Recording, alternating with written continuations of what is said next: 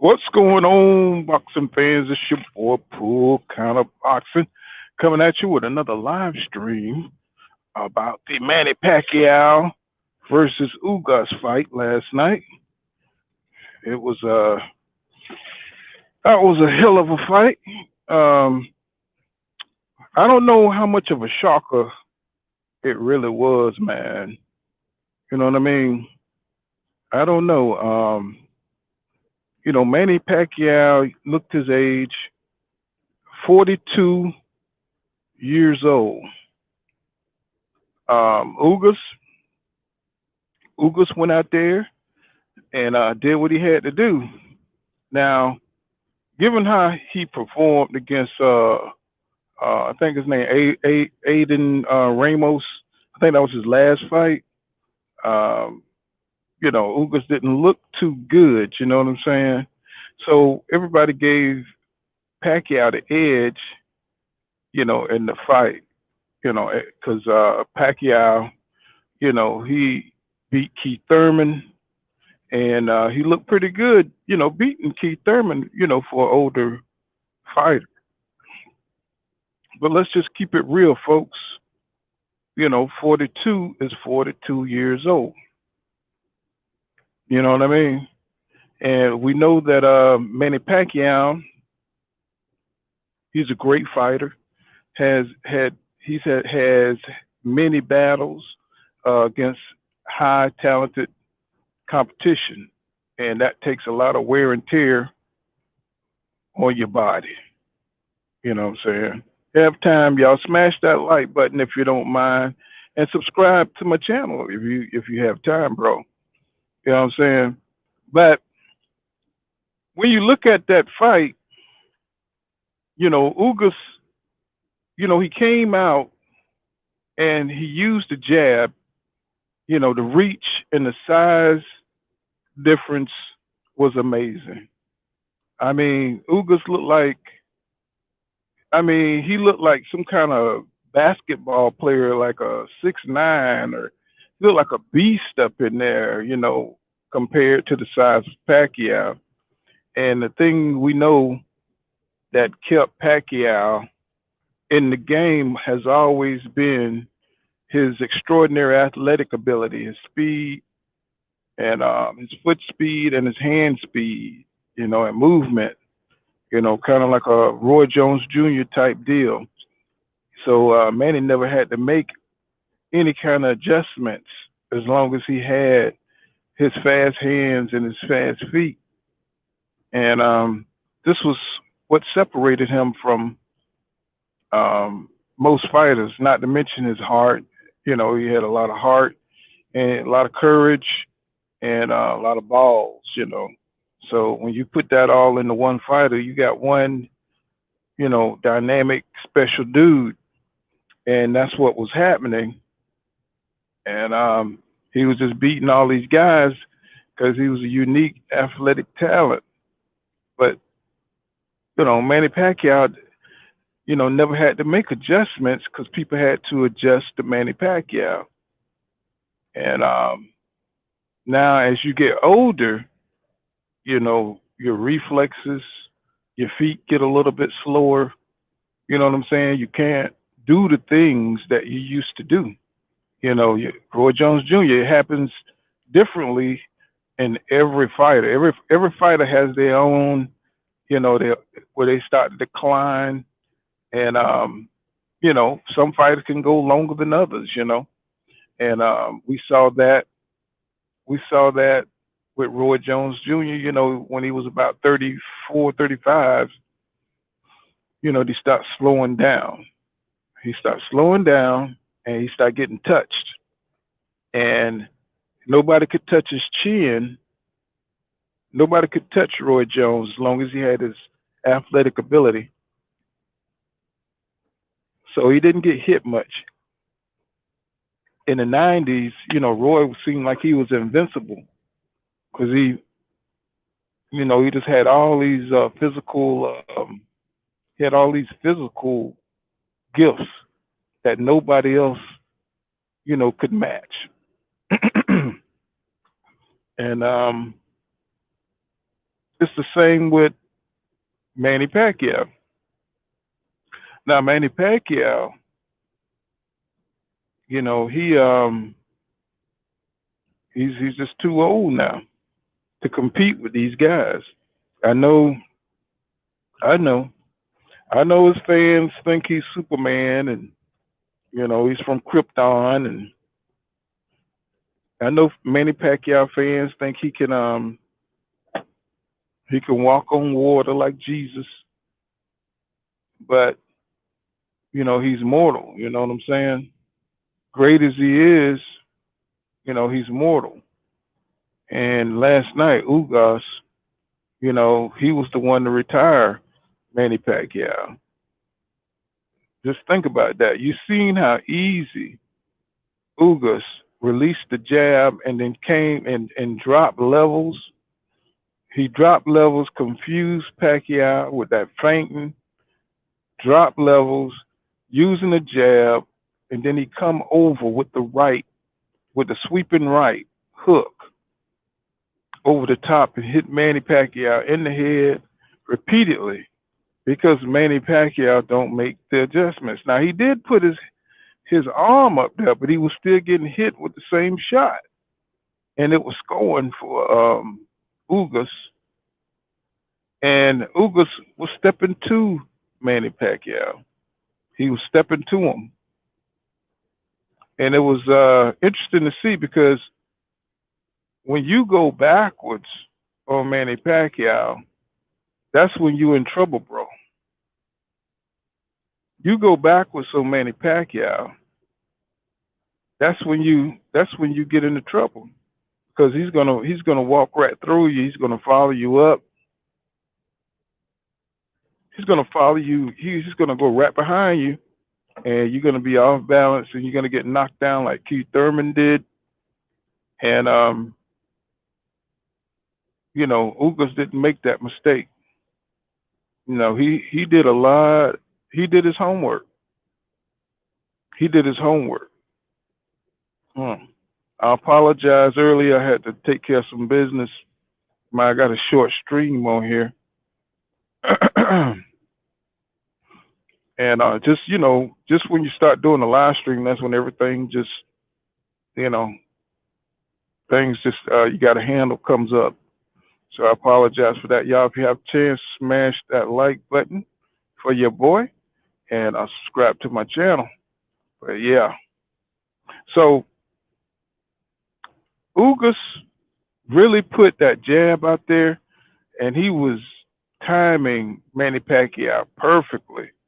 You know, the reach, Manny Pacquiao had a hard time getting negotiating Ugas jab because that reach Ugas had was enormous and looked like Manny Pacquiao had to go a mile to get by that jab to hit Ugas, and you seen how short Manny Pacquiao was coming up when he was throwing his combinations. And what was crazy was the announcers. Anybody notice the announcer? The announcer made it seem like it was a close fight. You know, the announcers, the commentators, he was saying how he was talking about Manny Pacquiao work rate. He was talking about Manny Pacquiao work rate is so great. I wonder if he was trying to make it seem like Ugas had to catch up to Manny Pacquiao work rate, even though Manny Pacquiao wasn't hitting nothing. He swole up Ugas' eye. He got a couple of licks here and there, but most of the time in the fight, Manny Pacquiao was missing. He was coming up short. He didn't have the reach. He couldn't get by the jab without getting hit. And sometimes he hit him, double. He was doubling up, tripling up on the jab. So Manny Pacquiao had a hard time, had a very, very hard time, getting by that jab. And then when he would get by the jab, he'd get walloped with a right hook from Ugas, and Ugas was timing him perfectly, walking him, staying right in front of Manny Pacquiao. And then when he would leap forward, he'd just take a little step back, and he got caught a couple of times. You know what I'm saying? But Ugas is a defensive fighter, and those are the kind of fighters, counter punchers are the kind of fighters, boxer counter punchers. We know is the type of fighter that gives Manny Pacquiao trouble, and he had a lot of trouble, and Ugas just made it look easy, and you could tell Manny Pacquiao was gassing out in the fight. He had to dig deep to make it to the 12th because you could see how hard he was breathing, man. He was breathing hard. And I was like, man, is Ugas going to stop Manny Pacquiao? It got to a point in the fight, you just wanted to see Manny Pacquiao make it to the 12th round. Then once Ugas realized, you could see when Ugas realized that Manny Pacquiao didn't have a lot left, he started trying to seal the deal. And his corner told him, if you're listening to the corner's like, make sure, you leave no question for the judges. And that's when Ugas start unleashing all those right hands.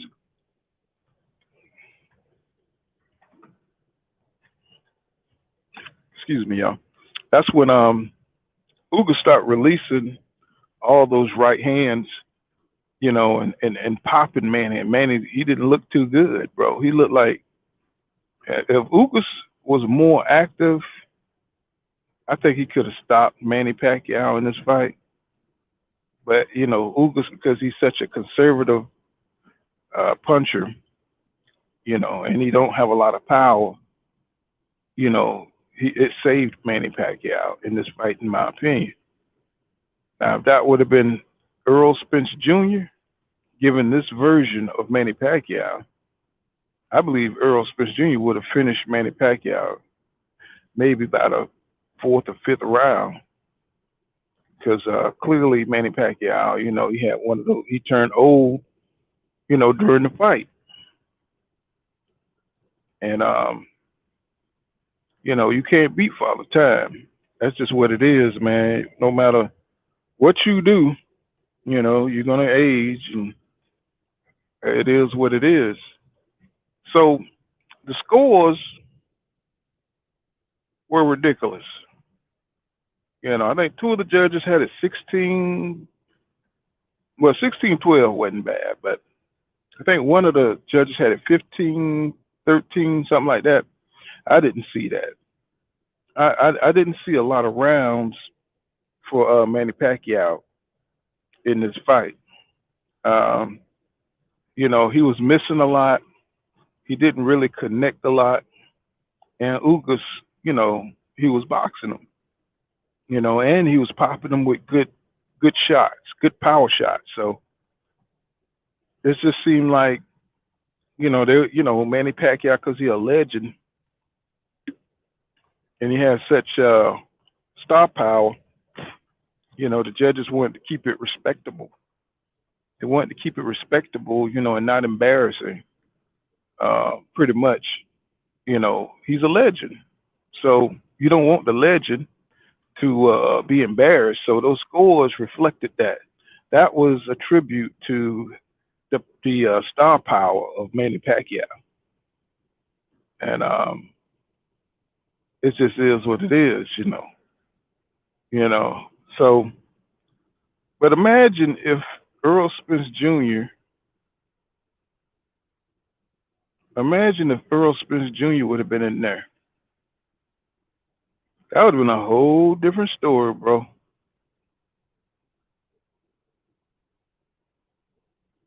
That would have been a whole different story.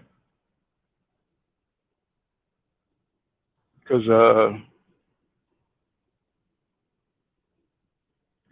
Spence Jr. He's more active. He's more active, and you know, he's in better. He's just to me, Earl Spence Jr. just an all-round better boxer than Ugas. And Ugas was playing it safe. He took his time. He was very calculated. He was very measured in his approach, and you know that gave Manny Pacquiao a lot of problems. He at one point in the fight, Manny Pacquiao stopped bouncing around because Ugas went to the body early.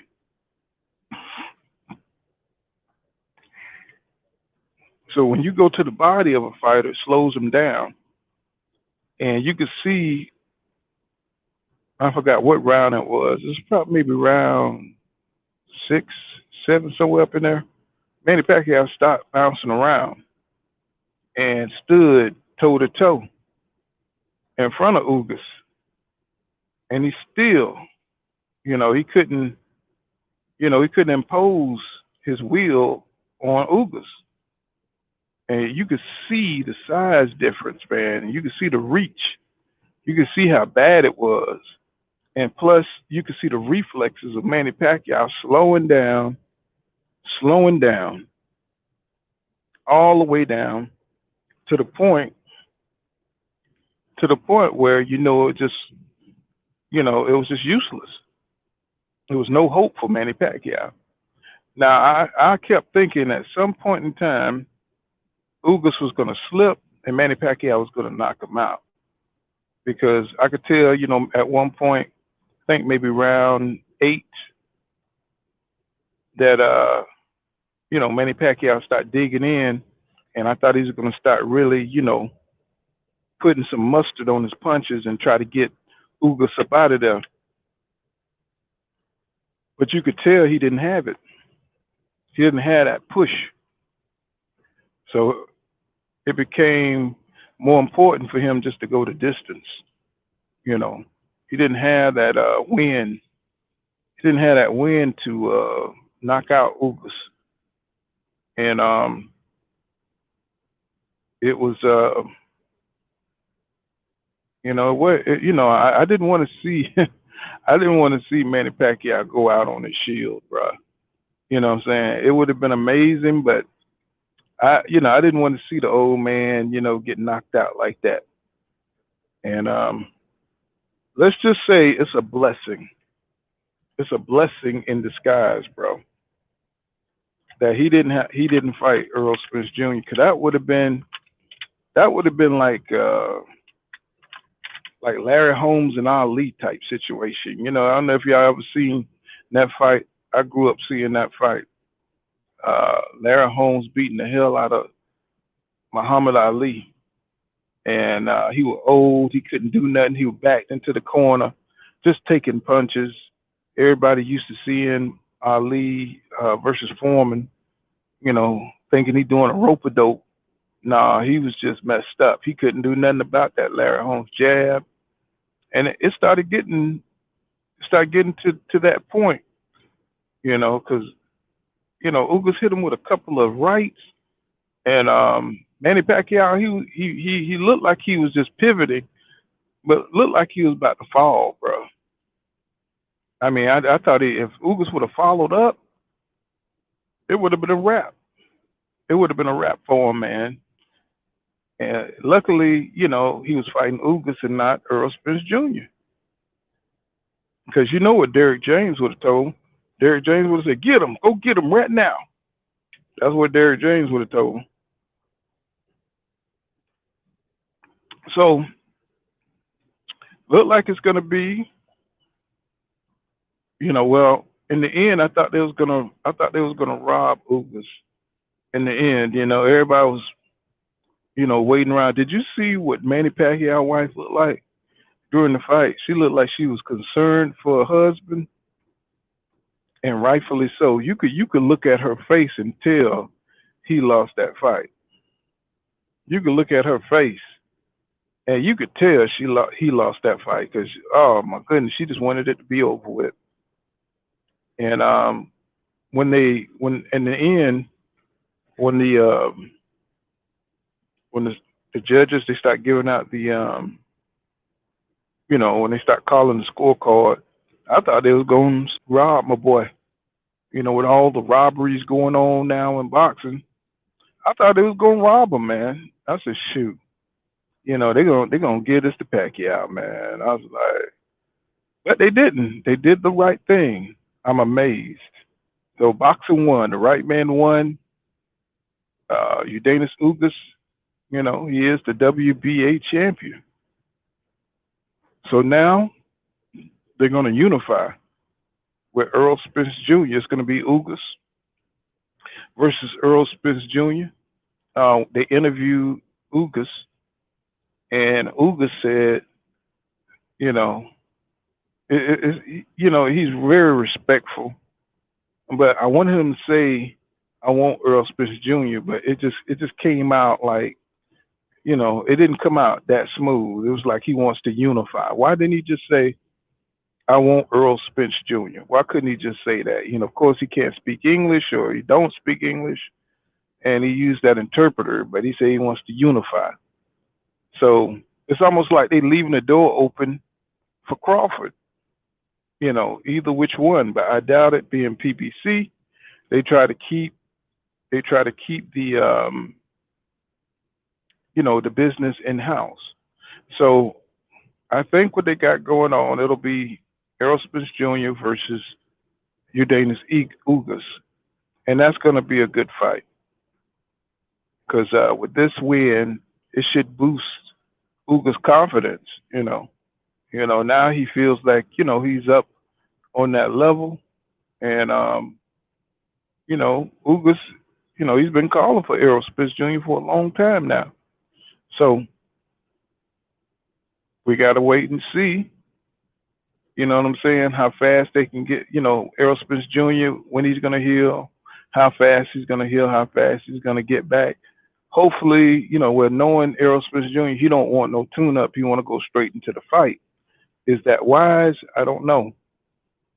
Um, I don't know really how bad his eye is. And